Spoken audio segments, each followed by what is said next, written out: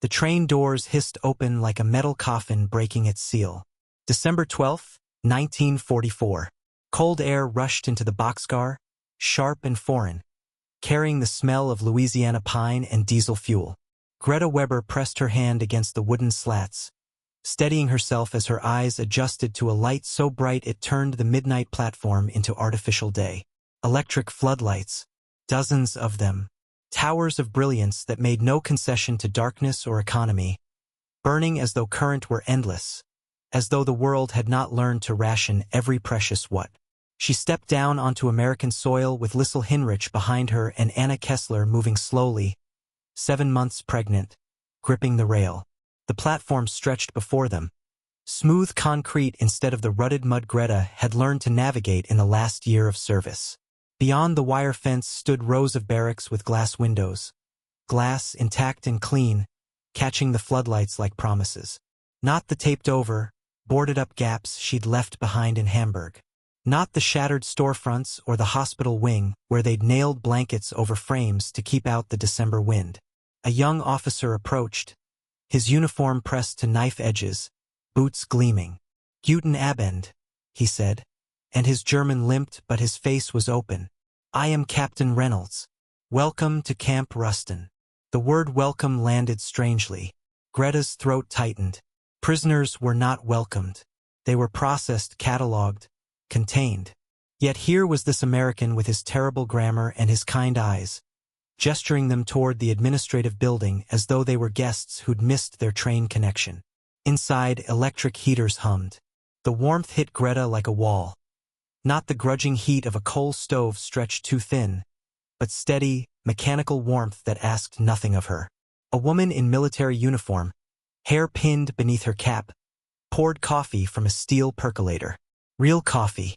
Greta could smell it across the room, bitter and rich, and when the cup was placed in her hands she stared at the dark surface as though it might vanish. Lisel beside her said nothing, but her fingers trembled around her own cup. Anna drank and closed her eyes. Captain Reynolds spoke through an interpreter, a thin man with spectacles who rendered the English into careful textbook German. They would be housed in Barrack 7. They would receive medical examinations. Those with training would be assigned work details appropriate to their skills. Greta heard herself say, "I was a nurse. In Hamburg. At the Marion Krankenhaus until..." She stopped. Until the wing burned. Until the morphine ran out. Until they were using boiled cloth for bandages and her hands cramped from cold while she tried to set a fractured radius by candlelight. "A nurse," Captain Reynolds repeated in English. Then in his broken German, "Gut. We need Medizin, ah." He gestured helplessly and the interpreter supplied, "Medical wing. You will be assigned there if you wish."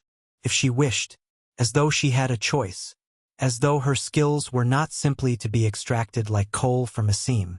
Greta nodded, unable to locate words. The barracks were not barracks as she understood them. Each woman had a cot with a mattress, thin, but intact, no straw poking through, and a wool blanket dyed olive drab. The windows had glass. The floor was wood, swept clean. In the corner stood a stove, not electric but a proper iron stove with a neat stack of coal beside it. Lisel sank onto her cot and said flatly, "It's a trick, psychological warfare. They want us soft before the interrogations." Anna, lowering herself carefully onto her own cot, said nothing. But Greta saw the way her hand moved over her swollen belly, protective and wondering. That first night Greta lay awake listening to the hum of the camp. Not the sounds she knew, the distant thunder of bombing runs, the wail of sirens, the crack of collapsing masonry. Here there was only the low thrum of generators, the occasional clang of a door, the laughter of men off duty somewhere beyond the fence. Ordinary sounds. Peacetime sounds impossibly transported into the middle of a war. The medical wing occupied a low building with a red cross painted on the roof. Inside, light poured from overhead fixtures, bright and unwavering. Greta stood in the doorway and felt her breath catch. Shelves lined the walls, stocked with bandages still in paper wrapping, glass bottles of iodine and alcohol arranged in neat rows. Boxes labeled penicillin stacked 3 high. An X-ray machine stood in the corner, its bulk somehow elegant, purposeful. In Hamburg, the X-ray had broken in 1943 and never been repaired. They'd learned to diagnose fractures by feel and prayer. Dr. Mitchell was a compact man with salt and pepper hair and hands that moved with the economy of long practice. He shook Greta's hand, shook it as though she were a colleague, and asked through the interpreter about her training. She explained 3 years before the war, 2 years in field hospitals, then Hamburg, then the long collapse. He listened without interrupting, then nodded and said something in English. The interpreter translated. He says you will work with Nurse Harper. She will show you our procedures. He trusts you know your work. Trusts. Greta turned the word over in her mind while Patricia Harper, call me Patricia, honey, led her through the ward. Patricia was perhaps 30, round-faced and efficient, her voice carrying the soft drawl of somewhere deeper south. She showed Greta the instrument trays, the sterilization protocols, the medication logs. We keep it all written down, Patricia explained. Doctor's orders, dosages, times. You'll get used to our system quick enough. She smiled, easy and uncomplicated. You got good hands. I can tell. The first patient Greta treated was a corporal with a lacerated palm from a maintenance accident. She cleaned the wound with iodine that didn't need to be diluted, sutured with silk thread that didn't fray, bandaged with gauze that was white and plentiful. The corporal thanked her in English and she understood the tone if not the words. When he left, she stood at the sink washing her hands with soap that lathered, staring at her reflection in the mirror. Her face looked strange to her. Thinner than she remembered, older, but the eyes were her own. She dried her hands on a clean towel.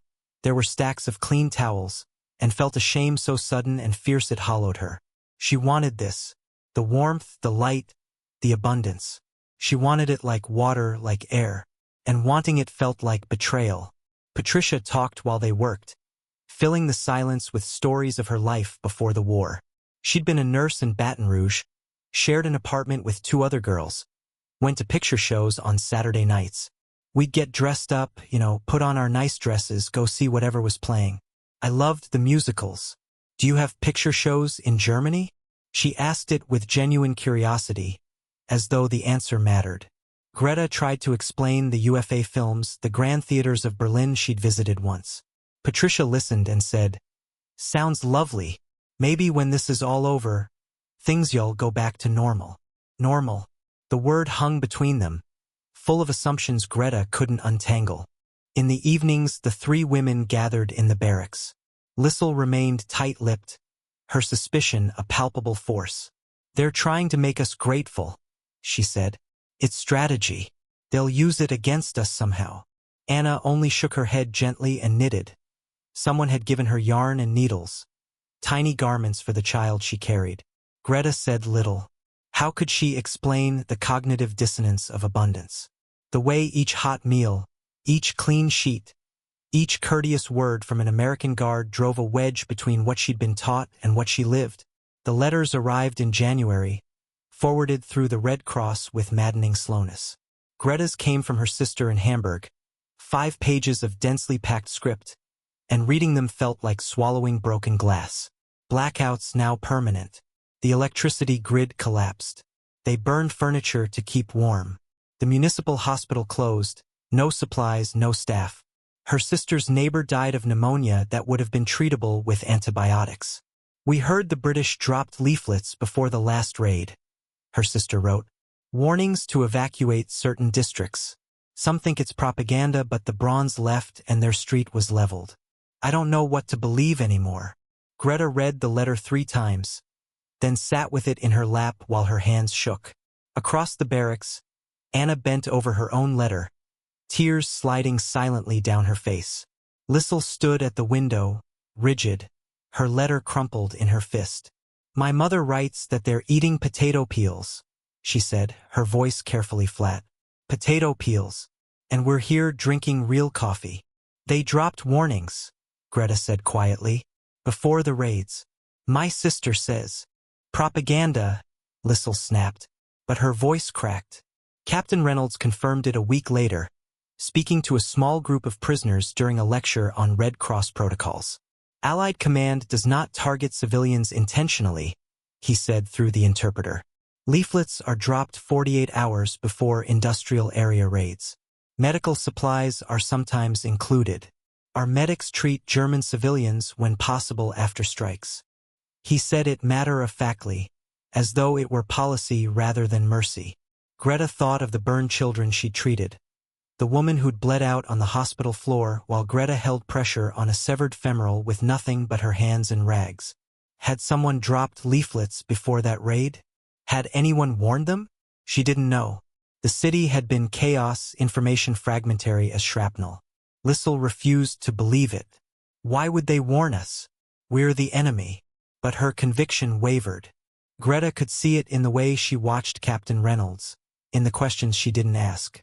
The radio in the common room offered 3 stations: the Armed Forces Network, the BBC, and a German-language broadcaster out of New York. Listening to the BBC felt seditious. Listening to the German broadcast, a refugee service, voices careful and sad, felt like touching a wound. Greta listened to all 3, triangulating truth from the gaps between them. The German station reported American advances without the triumphalism of propaganda. The BBC gave casualty figures that made her stomach turn. The AFN played swing music and news that spoke of victory as inevitable, Germany's collapse a matter of months. Lisel's letter arrived on a Thursday in March. Greta watched her read it, watched the color drain from her face until she was wax pale, watched her fold onto her cot as though her spine had dissolved. Anna moved first, kneeling beside her, but Lisel didn't speak. She simply handed Anna the letter, thin pages covered in a stranger's hand. Greta read it over Anna's shoulder. A lawyer in Dresden, a colleague of Lisel's father, writing with terrible formality to inform her that Colonel Heinrich Weber had been executed by the regime in January. Shot for defeatism, for speaking against party policy in the officers' mess. The lawyer included documentation, copies smuggled out at great risk. Transfer orders signed by Colonel Weber. Lists of names. Destinations. Sobibor. Treblinka. Other names Greta didn't recognize but understood in her bones. Lisel made a sound like an animal caught in a trap, low and broken. Captain Reynolds came that evening. He brought files, photographs sealed in brown envelopes, reports typed on American military letterhead.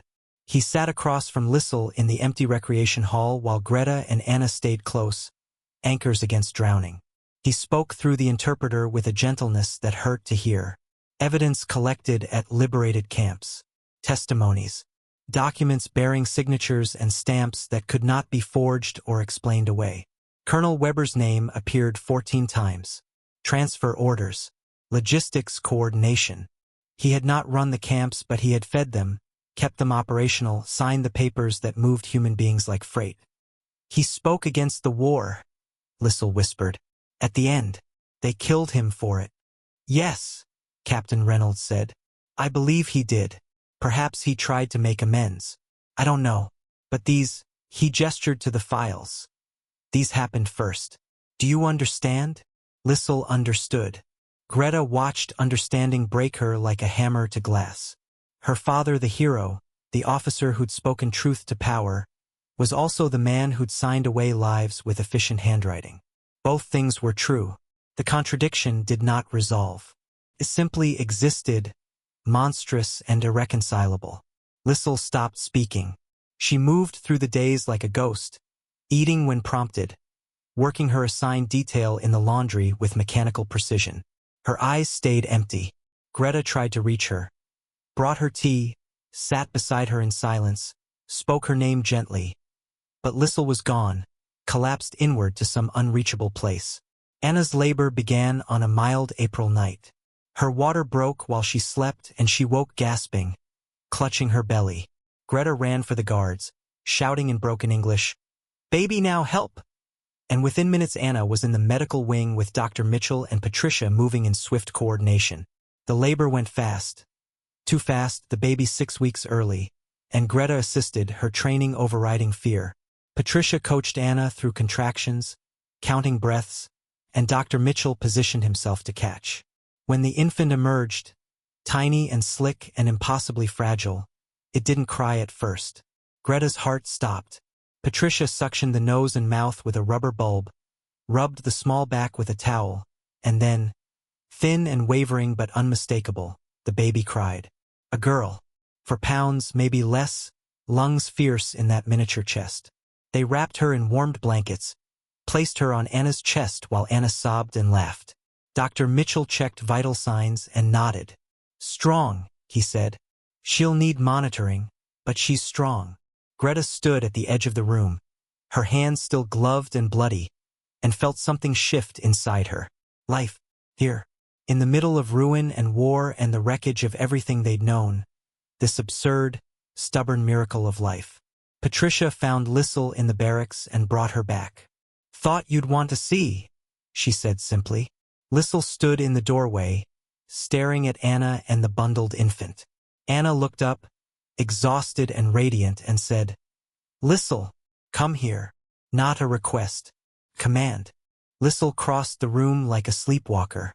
Anna shifted the baby into her arms, adjusting Lisel's hands to support the small head.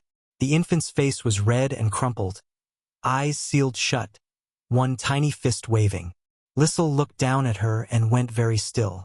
Then her face crumpled and she began to cry, silently, tears tracking down her cheeks while she held the baby and rocked without seeming to know she was moving. She's beautiful, Lisel whispered. Mein Gott, she's beautiful. The baby's name was Marie. Anna chose it and no one questioned her. For 2 weeks Marie stayed in the medical wing, sleeping in a makeshift incubator, a heated box lined with blankets, while her weight climbed slowly toward 5 pounds. Lisel came every day. She changed diapers, fetched warmed milk, sat watch while Anna slept. Greta observed the transformation. Lisel's hands learning gentleness, her voice softening, the terrible vacancy in her eyes giving way to something fragile and new. Not healing. Too soon for healing. But the first tentative motion toward life. Germany surrendered on May 8, 1945. The announcement came over the radio and rippled through the camp like wind over water.